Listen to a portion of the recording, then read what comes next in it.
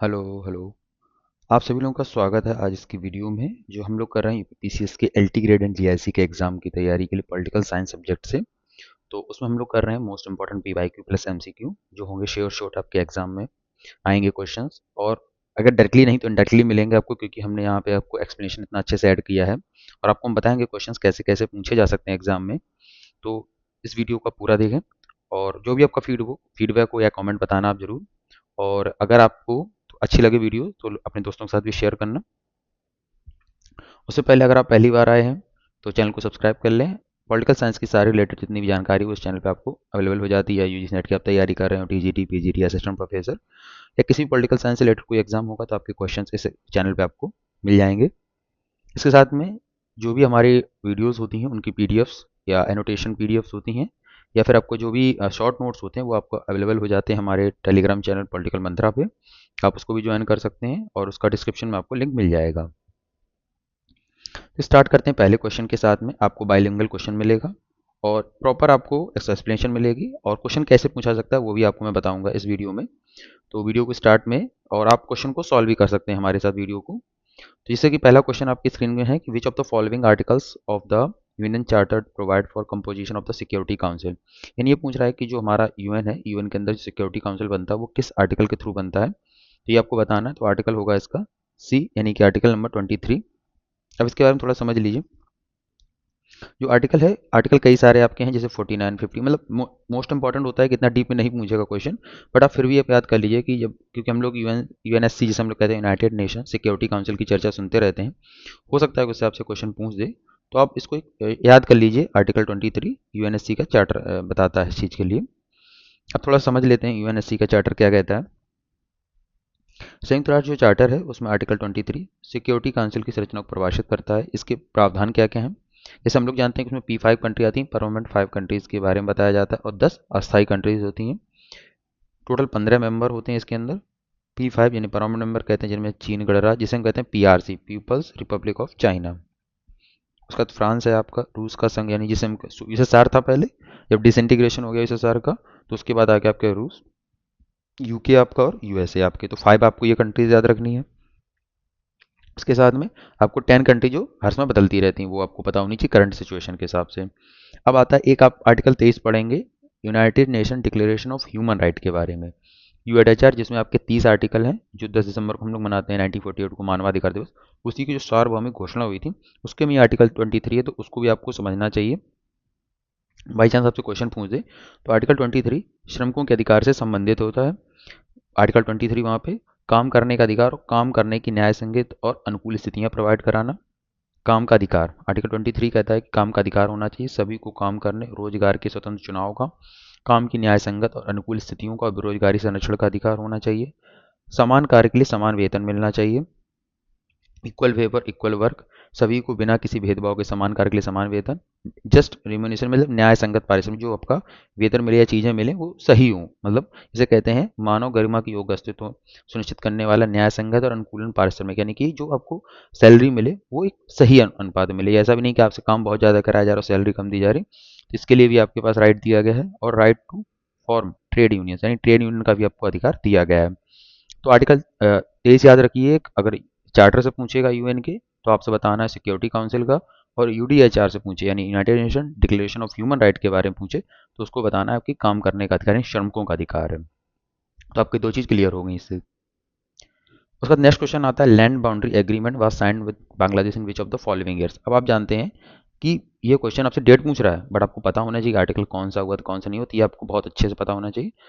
इसका जो आंसर होगा वो होगा 2015 आंसर होगा, ठीक है। ये आपको याद रखना है। जो आपका एलबीए हुआ था यानी लैंड बाउंड्री एग्रीमेंट जो साइन हुआ था, मूल समझौता, वो हुआ था आपका 16 मई 1974 को हस्ताक्षरित हुए थे, ठीक है। पर इम्प्लीमेंटिंग एग्रीमेंट बाद में हुआ जाके। वह बार जब भारत ने आवश्यक संवैधानिक संशोधन कौन सा किया ये आपको याद रखना है, यानी कि आपको पता होना चाहिए कि आर्टिकल अमेंडमेंट था 100, ठीक है। 100 से क्या किया गया, समझौते को अंतिम रूप से लागू किया गया, ये 2015 में होता है। उसका 6 जून 2015 को अनुसमर्थन के दस्तावेजों के बाद 1974 का जो लैंड बाउंड्री एग्रीमेंट है था वो समझौता लागू हुआ, ठीक है। अब इसको दो तरीके से क्वेश्चन पूछा जा सकता है। पहला कि पहला समझौता कब हुआ था, इसका समझौता हुआ 1974 में। और लागू यानी इसे कह सकते हैं फाइनलाइज कब हुआ?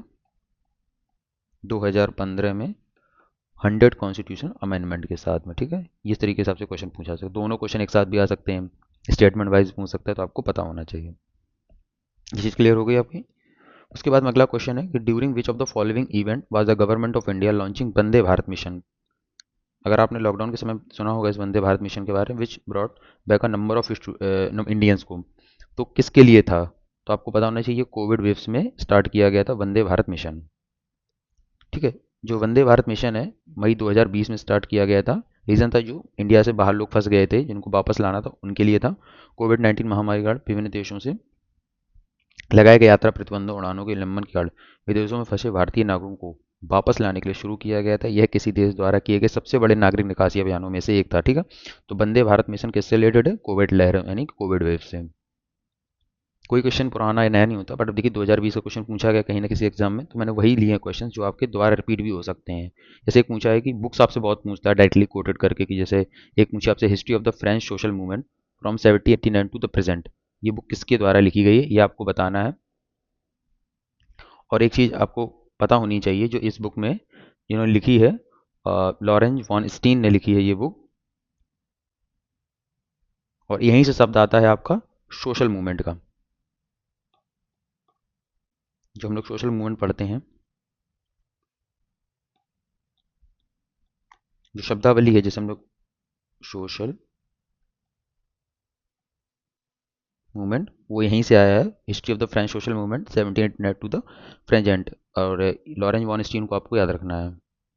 ये बुक का फर्स्ट कवर रहता है, जिससे आपको एक बार याद रहे तो आप एक बार नज़र से गुजर जाती हैं चीज़ें ना, तो याद रहती हैं चीज़ें, जैसे ये हो गया। ठीक है, लॉरेंस वॉन स्टीन।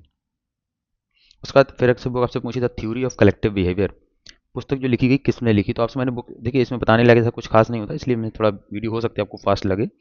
इसमें जो लिखी है वो नील स्लेशमर ने लिखी है, थ्योरी ऑफ कलेक्टिव बिहेवियर, ये उनकी बुक रही है। Theory of collective behaviour, Neil and Smelser. अब इसको बनाने का तरीका क्या है, शॉर्ट नोट्स को मैं बता देता हूँ। अगर बुक्स आपके सामने कभी आए मेरे, तो आप एक पेज लिख लीजिए, उसमें लिख दीजिए बुक्स और ऑथर का, यानी लेखक उसका। तो ऑथर का आप जैसे बुक लिख लीजिए फर्स्ट सेकंड थर्ड, उसके बाद आप उसका एक बुक का नाम आपने लिखा, उसके ऑथर लिख लीजिए। इस तरीके से आप लिस्ट बना लीजिए एक अपने बुक में, जिससे आपको चीज़ें बार बार रिवाइजेशन के लिए फ़ायदा हो सके। जैसे मैंने पिछली वीडियोस में भी कुछ बुक्स बताई आपको, इस वीडियो में 2 बुक्स हो चुकी हैं। इस तरीके से बुक्स बहुत सारी आपको हम बताते रहेंगे, तो आप नोट करते जाइएगा। उसका सब पूछे फॉल्स डेमोक्रेसी, बहुत सारे शब्द गढ़े गए हैं। जैसे मैंने बताया कि आपसे सोशल मूवमेंट का हो गया, तो लॉरेंस वन स्टीन का हो गया, साइंटिफिक मैनेजमेंट का हो गया, बहुत सारे शब्दों को किसी न किसी ने गढ़ा है, वो आपको पता होने चाहिए। तो फॉल्स डेमोक्रेसी आपका एडगर ओवेंस ने गढ़ा है, ये आपको ध्यान रखना है, आप नोट कर सकते हैं इसको। एडगर ओवेंस को फास्ट डेमोक्रेसी के लिए जाना जाता है। ठीक है, ध्यान रखना। इनकी पुस्तक क्या थी?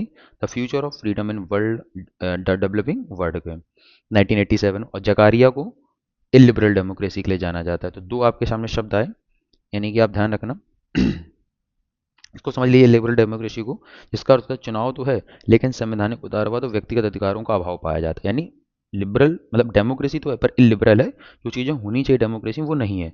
तो आप दो नीचे नोट कर लीजिए, जकारिया, फरीद जकारिया का है इलिबरल डेमोक्रेसी का भी, इलिबरल डेमोक्रेसी। और आपका फास्ट डेमोक्रेसी हो गया एडवर ओवेंस का। तो दो आपके कोट यहाँ से मिल गए कि फास्ट डेमोक्रेसी सबसे पूछा जाए तो Edgar Owens, and that illiberal democracy पूछा तो फरीद जकारिया का। उसका बाद अगला आता है आपका the drafting committee of Indian constitution submitted the draft constitution, यानी कि जो भारतीय संविधान की जो प्रारूढ़ समिति थी, जिसने ड्राफ्टिंग किया था, जिसके अध्यक्ष कौन थे आपको पता है, डॉक्टर भीमराव अम्बेडकर। 29 अगस्त 1946 को जो कमेटी बैठाई गई थी, सॉरी 29 अगस्त 1947 को, उसके लिए, तो उसका जो ड्राफ्ट कब मतलब दिखाया गया था, बार बार मतलब पेश किया गया था कि आप इसको रिवाइजेशन के लिए, तो आप ध्यान रखना कि 21 फरवरी 1948 को ही किया गया था। भारतीय संविधान की प्रारूप समिति जिसके थे डॉक्टर भीमराव अम्बेडकर थे, संविधान का पहला पूर्ण मसौदा जब बन गया था उसको संविधान सभा ने पेश किया गया 21 फरवरी 1948 को। ठीक है, सार्वजनिक चर्चा और सुझावों के लिए प्रकाशित किया गया था। तो ये चीज़ आप नोट में ऐड कर सकते हैं कि कब किया गया, क्योंकि नए फैक्ट होते हैं कुछ, आपसे बार बार कहीं ना कहीं किसी एग्जाम में पूछे जाएंगे दोबारा भी। उसके बाद में अगला क्वेश्चन है on which river bank the congressman took the oath of पूर्ण स्वराज ऑन 26 जैन 1930। यहीं से जो 26 जनवरी हमारे मनाने की जो प्रथा है या चीज़ें हैं, वो यहीं से आती हैं। जब आपका लाहौर सेशन था उसमें ये बात रखी गई थी कि पूर्ण स्वराज की तो किस नदी के पूछा गया है कि किस नदी के तट पर ये चीज़ें हुई थी सारी, तो रावी नदी का जो तट था आपका उसके की गई थी, ठीक है। भारतीय राष्ट्रीय कांग्रेस ने 31 दिसंबर 1929 को लाहौर अधिवेशन में पूर्ण स्वराज इंडिपेंडेंस की मांग की थी। आपसे पूछा जाता है पूर्ण स्वराज की मांग कब की गई, तो ये पूछा जाता है कि 31 दिसंबर 1929 को तो की गई थी, बट किस नदी पे पूछा कि एक नया क्वेश्चन बन गया। सबको पता है कि लाहौर अधिवेशन पूर्ण स्वराज की मांग कर रहे थे, 26 जनवरी को हम लोगों ने मनाने का निर्णय लिया इस तरीके से, तो चीज़ें आप इससे रिलेट करके आप याद कर सकते हैं। फिर आपका है नेक्स्ट क्वेश्चन आपका, which article of the Indian constitution states that the state shall endeavour to ensure that workers have full enjoyment of leisure and social and cultural opportunity. भारतीय संविधान के किस अनुच्छेद में कहा गया कि राज्य सुनिश्चित करने का प्रयास करेगा। पहली बात कि राज्य सुनिश्चित करेगा, मतलब इसका मतलब है कि यहाँ डीपीएसपी की बात हो रही है, क्योंकि राज्य सुनिश्चित करने की बात कर रहा है कि श्रमिकों को अवकाश और समाज और सांस्कृतिक अवसरों का पूर्ण आनंद मिल सके। ऐसा किस आर्टिकल में कहा गया है, तो आर्टिकल जो आपका है बी, यानी आर्टिकल 43, यानी बी आंसर इसका हो जाएगा। उसमें ये कहा गया है कि जो डीपीएसपी है हमारे director principal of state policy, प्रावधान करता है कि राज्य जो हमारा होगा वो काम एवं निर्वाह मजदूरी, काम की मानवीय स्थितियाँ, अवकाश और सामाजिक और सांस्कृतिक अवसरों का पूर्ण आनंद प्राप्त हो इसके लिए व्यवस्था करेगा।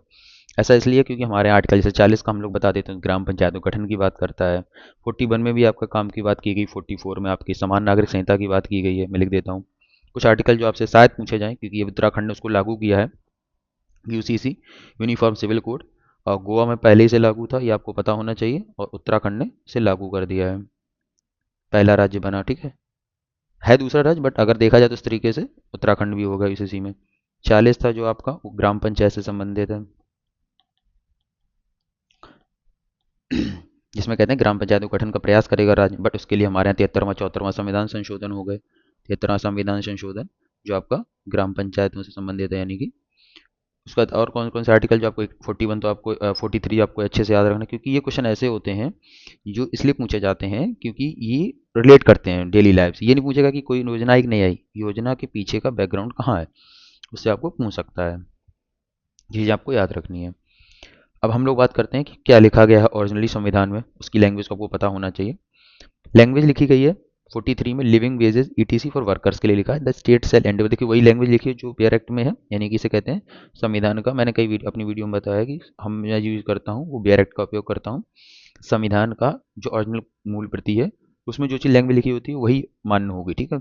The state shall be endeavour to the secure by suitable legislation or economic organisation or in any other way to all workers, agriculture, industrial or otherwise, works a living wage, condition of work, ensuring a decent standard of life and full enjoyment of leisure and social and cultural opportunities, and in particular, the state shall endeavor to promote cottage industry or an individual or cooperative basis in rural areas। देखिए इतनी सारी चीज़ें लिखी हुई हैं, हम लोग समझते हैं इतना लिख के चले गए, ठीक है, बट है इतनी सारी चीज़ें। देखिए उसमें लिखा कॉटेज इंडस्ट्री को बढ़ाने की, अब उतना नहीं बढ़ाते बट ठीक है।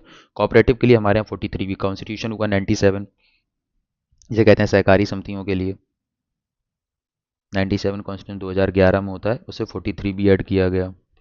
43 ये क्या कहता है, participation of workers in management of industry, the state shall be step by suitable legislation in any other way to secure participation of worker in the management of undertaking establishment और other organisation engage in any industry. यानी workers का जो management में है उसमें भागीदारी होनी चाहिए वर्कर्स की, इसलिए क्योंकि वो उसके लिए गलत नियम ना बना सके, तो इसलिए देखना 43 कॉन्स्टिट्यूशनल अमेंडमेंट इसको भी ऐड किया गया।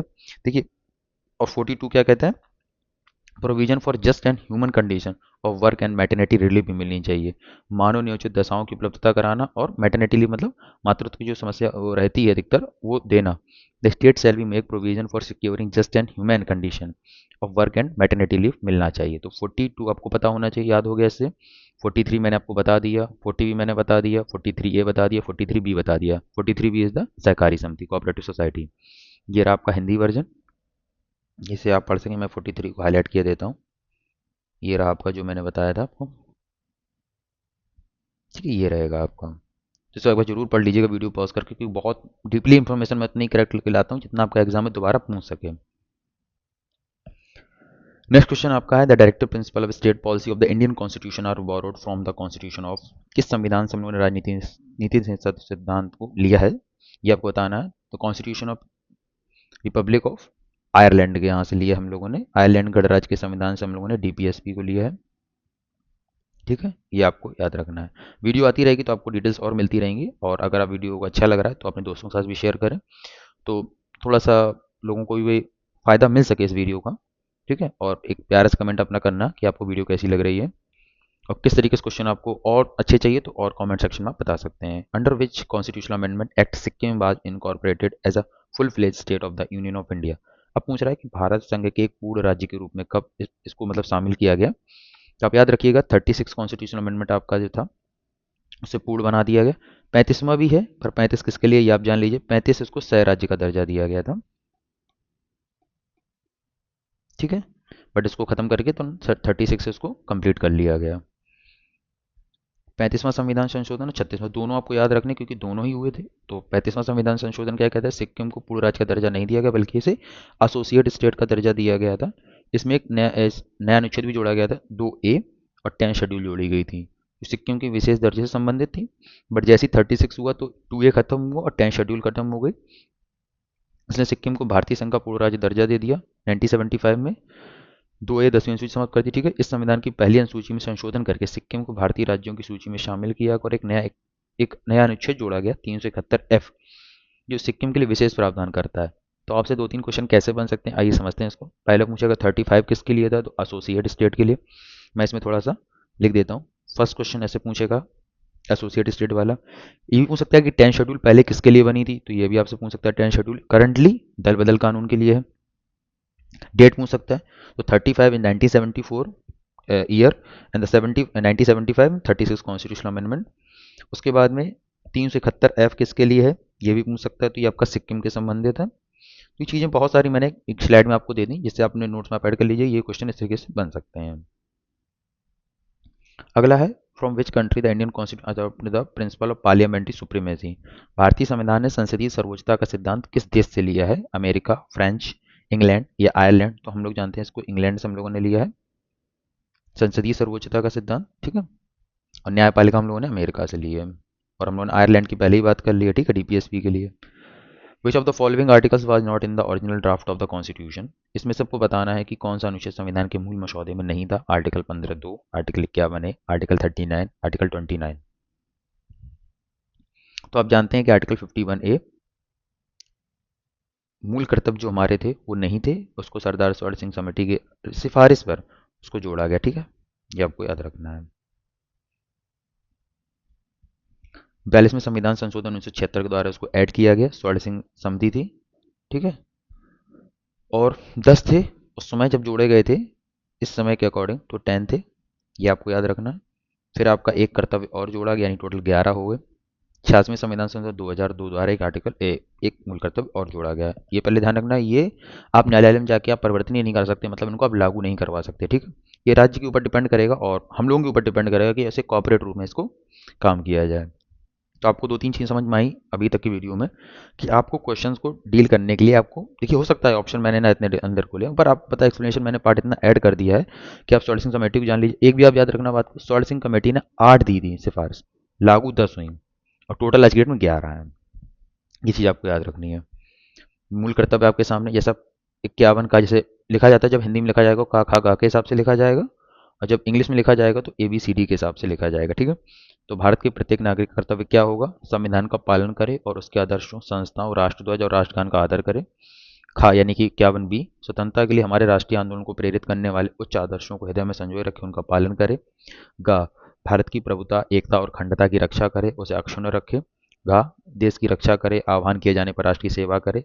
फिर अगला है, भारत के सभी लोगों में समरसता और समान भ्रातृत्व की, यानी कि एक प्रकार से आपस में भाईचारे की भावना का भी निर्माण करे, जो धर्म, भाषा और प्रदेश और वर्ग पर आधारित सभी भेदभाव से परे हो।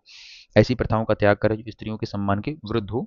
इस तरीके से हमारी सामाजिक संस्कृति की गौरवशाली परंपरा का महत्व समझे और उसका परिरक्षण करे। ये आपको पता होने चाहिए। उसके बाद में प्राकृतिक पर्यावरण की, जिसके अंतर्गत वन, झील, नदी और वन है, जीव है, रक्षा करे, उसका संवर्धन करे, तब प्राणी मात्र के प्रति दया भाव रखे। उसका दाता आपका वैज्ञानिक दृष्टिकोण, मानववाद और ज्ञानार्जन तथा सुधार की भावना का विकास करे। सार्वजनिक संपत्ति की सुरक्षित रखे और हिंसा से दूर रहे।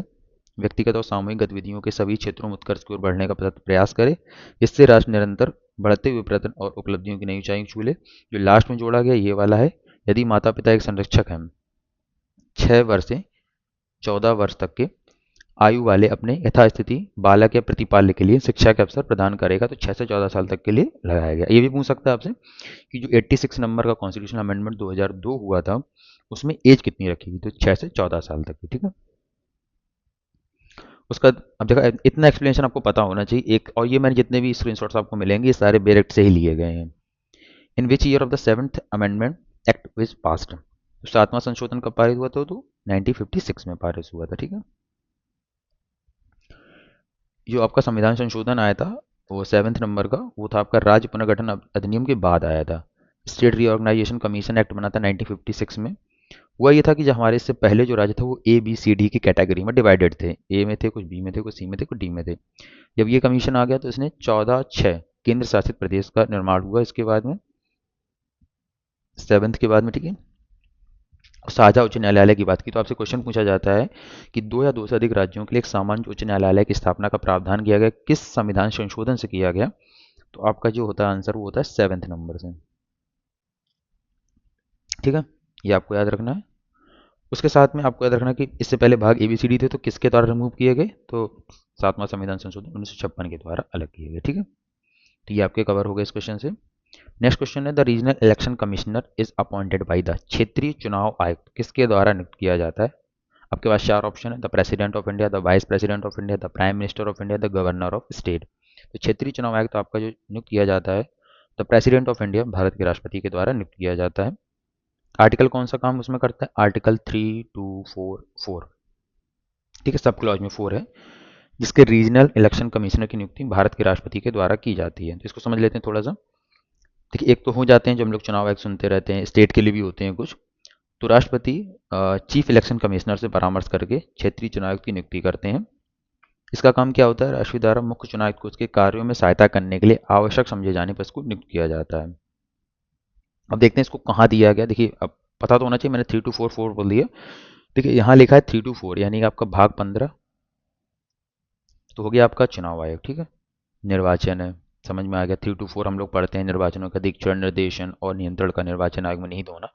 आर्टिकल 324 ये रहा सब क्लॉज। लोकसभा प्रत्येक राज्य की विधानसभा के प्रत्येक साधारण निर्वाचन से पहले तथा विधानसभा वाले प्रत्येक राज्य की विधान परिषद के लिए साधारण निर्वाचन से पहले उसके पश्चात प्रत्येक द्विवार्षिक निर्वाचन से पहले राष्ट्रपति निर्वाचन आयोग के परामर्श के पढ़ने के पश्चात प्रादेशिक आयुक्त, देखिए यहाँ पर जितनी बात सब लिखी हुई लिखा है प्रादेशिक आयुक्तों को भी नियुक्त कर सकते हैं जितने चाहे आवश्यक समझे। होता है कि जब चुनाव से पहले हो सकता है लोड को डिवाइडेशन करने के लिए प्रादेशिक आयुक्त, जैसे हम लोग कहते हैं क्षेत्रीय रीजनल कमिश्नर, इसका क्या लिखा था, रीजनल इलेक्शन कमिश्नर का बनाने के लिए तो आपका उपयोग करते हैं। और सलाह किसकी होती है, मुख्य चुनाव आयुक्त की, और किससे, राष्ट्रपति से। तो राष्ट्रपति इसमें बनाते हैं। तो आपको 2-3 चीज़ें क्लियर हुई कि आर्टिकल कौन सा है, 3244 एंड द, मतलब किसके द्वारा किया जाता है, प्रेसिडेंट के द्वारा। किसकी सलाह पर किया जाता है, तो मुख्य जो मुख्य चुनाव आयुक्त आपके होते हैं उनके द्वारा। आपसे अगला क्वेश्चन है, the national commission for minorities act was pass in which year, तो राष्ट्रीय अल्पसंख्यक आयोग अधिनियम किस वर्ष पारित हुआ, तो आपका जो आंसर होगा वो 1992 होगा। अब थोड़ा समझ लेते हैं, the national commission for minorities act है ये, जो आपके अल्पसंख्यक आयोग उसके लिए बनाया गया था 1992 में। इस अधिनियम के तहत आपका राष्ट्रीय अल्पसंख्यक आयोग को एक स्टैच्यूटरी बॉडी के रूप में स्थापित किया गया है। सांविधिक है, संवैधानिक नहीं है। ठीक है, पहले याद रखिए। 17 मई 1993 से ये प्रभावी हुआ, तो 1992 में आपका आता है। ठीक है, और 1993 में इसको लागू किया जाता है और ये संवैधानिक आयोग गठन किया गया। इस आयोग का मुख्य उद्देश्य भारत में अधिसूचित जो अल्पसंख्यक आय समुदाय कितने हैं, मुस्लिम, ईसाई, सिख, बौद्ध, पारसी और जैन, यानी 1 2 3 4 5 6, इनके हितों की रक्षा करने के लिए कार्य करना। और जैन समुदाय को कब जोड़ा गया है, 2014 में इसको जोड़ा गया। देखिए, अगर देखा जाए तो इसको याद करने का थोड़ा तरीका मैं बता देता हूँ। आपको याद रखना है कि 5 तो इसमें पहले, देखिए क्वेश्चन कैसे बना, पहला तो ये क्वेश्चन बना कि कब हुआ, 1922 में हुआ। लागू होता है 1993 में। कितने थे शुरुआत में, 5 थे। उसका बाद एक जोड़ा गया आपका, 6 हो गए टोटल। तो टोटल 6 हैं इसमें। कौन कौन से हैं, मुस्लिम, ईसाई, सिख, बौद्ध, पारसी और जैन। उसका जैन को कब जोड़ा गया, तो 2014 में जोड़ा गया राष्ट्रीय अल्पसंख्यक आयोग में। तो आपको एक चीज़ कॉम्बिनेशन आपको याद रखना है कि पहला 1992, उसका 6 है उसके अंदर, यानी समुदाय के बारे में, मुस्लिम, ईसाई, सिख, बौद्ध, पारसी, जैन। जैन को 2014 में जोड़ा गया है। ठीक है, माइनॉरिटीज़ में the national commission for minorities act के थ्रू। तो आपने 2-3 चीज़ें इस क्वेश्चन से देखी, तो आपको क्वेश्चंस का लेवल तो पता चल रहा होगा और आपको लगेगा कि क्वेश्चंस कहाँ कहाँ से पूछे जा सकते हैं। नेक्स्ट क्वेश्चन है, वो the following is responsible for drawing up A list of scheduled caste and scheduled tribe. आपसे क्वेश्चन पूछा जाएगा कि अनुसूचित जाति अनुसूचित जनजाति की तैयारी, जो सूची बनाई जाती है कि कौन कौन उस श्रेणी में रहेगा, इसके लिए कौन जिम्मेदार होता है। तो आपसे हमने 4 option, the president of India, the governor of a state, the prime minister, the vice president of India. इसका जो आंसर होगा वो द प्रेसिडेंट ऑफ इंडिया होगा। और सलाह किससे ली जाती है, यह भी आपको याद रखना है।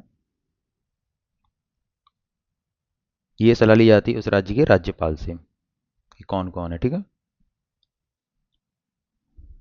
और आर्टिकल आपको बहुत अच्छे से याद रखना है। आर्टिकल है 341 और 342। एक है अनुसूचित जातियों की और अनुसूचित जनजातियों की। भारत के राष्ट्रपति वह हैं प्राधिकारी जो किसी भी राज्य केंद्र शासित प्रदेश के संबंध में राज्यपाल के परामर्श के बाद scheduled caste and scheduled tribes की सूची निर्धारित करते हैं। तो आपसे क्वेश्चन अगला क्या पूछा जाएगा, किसके परामर्श से करते हैं, तो राज्यपाल के परामर्श से नियुक्ति करते हैं राष्ट्रपति। तो आर्टिकल है 341 और ये कहाँ दिया गया है, ये आपको आर्टिकल पता होना चाहिए। भाग 16 कुछ वर्गों के संबंध में विशेष उपबंध, तो यानी भाग 15 हम लोग पढ़ के आ रहे हैं, चुनाव से संबंधित था। तो भाग 16 में देखते हैं 341 में दिया अनुसूचित जातियां। देखिए पहला लिखा है राष्ट्रपति, किसी राज्य यानी कोई भी राज्य होगा या संघ राज्य क्षेत्र में, वहाँ राज्य है, मतलब जो डिटेल बीच में भरना, वहाँ उसके राज्यपाल से परामर्श करने के पश्चात लोक सूचना द्वारा उन जातियों, मूल वंशों या जनजातियों अथवा जातियों, मूल वंशों या जनजातियों के भागों या उनमें से यूथों को विनिर्दिष्ट कर सकेगा जिन्हें संविधान के प्रयोजन के लिए उस राज्य के संदर्भ में अनुसूचित जातियां समझा जाएगा। देखिए इतनी सारी चीज़ें तो हो गई पहले में 341 के तहत। संसद विधि द्वारा किसी जाति, मूल वंश या जाति को अथवा जाति, मूल वंश या जनजाति के भाग या उसके यूथ को खंड के अधीन निकाली गई सूचना विनिर्दिष्ट अनुसूचित जातियों की सूची में सम्मिलित कर सकेगी या उससे अवर्जित कर सकेगी, किंतु जैसा ऊपर कहा गया है उसके सिवाय उक्त खंड के अधीन निकाली गई सूचना में किसी पश्चातवर्ती या सूचना द्वारा परिवर्तन नहीं किया जाएगा। इतनी बातें ना याद रखें, आप सीधा याद रख लीजिए इसको। अनुसूचित जाति जनजाति सूची कहाँ से तैयार होती है, आर्टिकल 341 के तहत SC, 342 के तहत ST, ठीक है। मेनली चीज़ ये याद रखनी है आपको है। 342 के लिए ये दे दिया है, ठीक है, वही सेम होगा, बस अनुसूचित जनजातियां यहाँ पे आ जाती हैं। आपका नेक्स्ट क्वेश्चन है, of the constitution contains provisions of local self government in India. आपको ये बताना है इस भाग में जो आपका भाग 9 है वो किसके लिए काम करता है। तो developed areas, backward areas, urban areas या रूरल एरियाज। तो हम लोग जानते हैं जो 9 नंबर का आपका है वो रूरल एरियाज के लिए है, 9 है आपका अर्बन एरियाज के लिए है। तो भाग जो 9 है वो पंचायतें से संबंधित है और 9 में मैंने बताया आपको, अगर ऐसा लिखे आपको मिले तो आपका हो जाएगा नगर पंचायतों से, यानी कि म्यूनसिपल।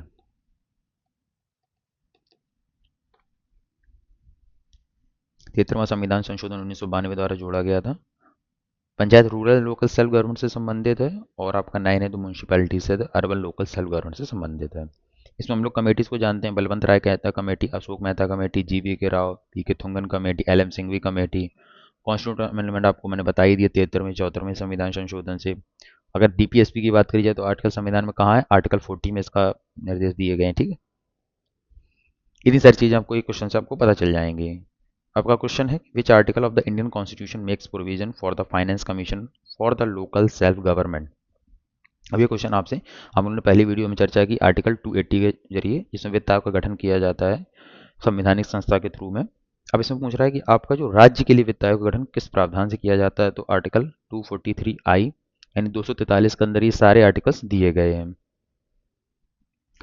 आर्टिकल 243I क्या कहता है, constitution of finance commission to review financial position, यानी वित्तीय स्थिति के लिए वित्त आयोग का गठन।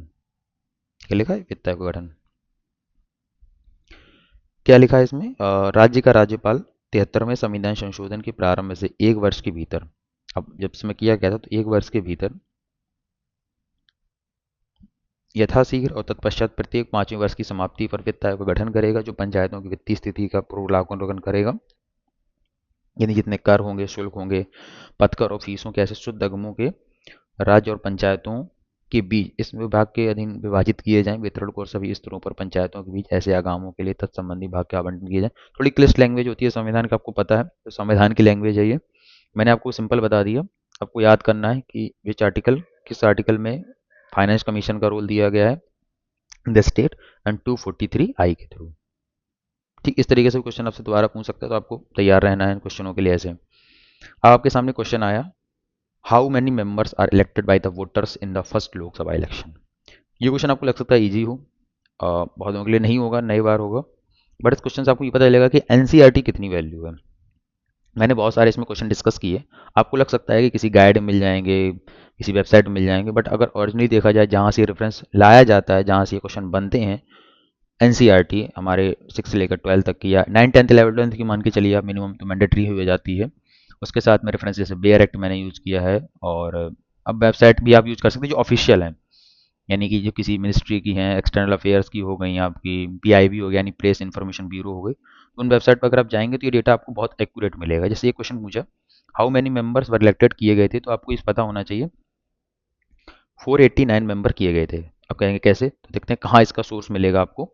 आपको बुक पढ़नी कक्षा 12 की है, एक बुक स्वतंत्र भारत में राजनीति, पेज नंबर मैंने बताया 31। आप जाके उसमें देख भी सकते हैं कि क्या क्या दिया गया है। अब बुक है आपकी 12th क्लास की, उसका पेज नंबर देखिए, मैंने उसी का स्क्रीनशॉट लगाया है। आप देखेंगे इसमें ये कुछ उस समय का एक चार्ट दिया था, एक दल के प्रभुत्व का दौर। हम लोग जानते हैं कि काफ़ी समय तक कांग्रेस की सरकार रही है, जब पहले बार चुनाव हुए स्वतंत्र भारत के बाद में, उसके बाद 1967 तक रही है, इसे लिखा भी है 1952 से 67 तक। देख रहे हैं आपकी पीला जो कलर है वो कांग्रेस को दर्शाता है पूरे भारत में। आप देखेंगे अधिकतर उन्हीं की सरकार बनी हुई है, तो देखेंगे तो उसी में एक जगह दिया है लोकसभा की सीट 489, और देखिए फिर बदल गया नंबर आपका, जैसे ही आपका 1950 मतलब 5 साल बाद चुनाव हुए, 1957 जब चुनाव हुए तो 494 सीटें हो गई, थर्ड चुनाव में भी 494 रही। जिससे पता चलता है कि एनसीईआरटी से ही क्वेश्चन बनते हैं, ये पीवाईक्यू है किसी एग्जाम का। तो आप याद रखना, अगर आपने अभी तक नहीं पढ़ा तो एक बार आप एनसीईआरटी का टाइम हो पढ़ लीजिए, अगर एग्जाम है तो नहीं पढ़िएगा, टाइम एग्जाम के बाद पढ़िएगा। एनसीईआरटी के एक एक पेज एक एक लाइन से आपको क्वेश्चन मिल सकता है आगे। हाँ ये हो सकता है घुमा के पूछ ले, इनडायरेक्टली पूछ ले, बट आपको मिलेंगे ही। ऐसे क्वेश्चन आप किसी गाइड से जल्दी नहीं ढूंढ पाएंगे। तो देखिए एक तो आपको पता चला कि कांग्रेस का प्रभुत्व दौर कितना था, यानी 1952 से लेकर 67 तक। यहाँ लिखा है 1489 सीटें, 494, तो यानी आपसे पूछ सकता है कि सेकंड लोकसभा में कितनी सीटें थी, तो 494 थी, ये आपको याद रखना है। ये मैंने इसके थोड़ा जूम आउट कर दिया जिससे आपको समझ में 494। ठीक है, कांग्रेस को कितनी थी ये आपको पता होनी चाहिए, फिर आपको पता होनी चाहिए। ठीक है, ये सभी अलग अलग दी थी, आप जब जाएंगे उसमें पढ़ेंगे पेज नंबर 31 में, तो आपको सारी डिटेल आपको अच्छे से पता चल जाएगी। तो कैसी लगी वीडियो आप जरूर बताइएगा कमेंट सेक्शन में, और if you are liking this video and that subscribe this channel and join the Telegram. और जितनी तैयारी हमारे यहाँ होती है, NET TGT PGT assistant professor, इसी तरीके से आपको एक्सप्लेनेशन मिलेगा और कॉन्सेप्ट आपकी क्लियर होकर जाएगा। क्वेश्चन कैसे पूछे जाते हैं ये भी आपको इस वीडियो में बताए जाते हैं। तो स्टे ट्यून्ड और मिलते हैं आपको नेक्स्ट वीडियो में।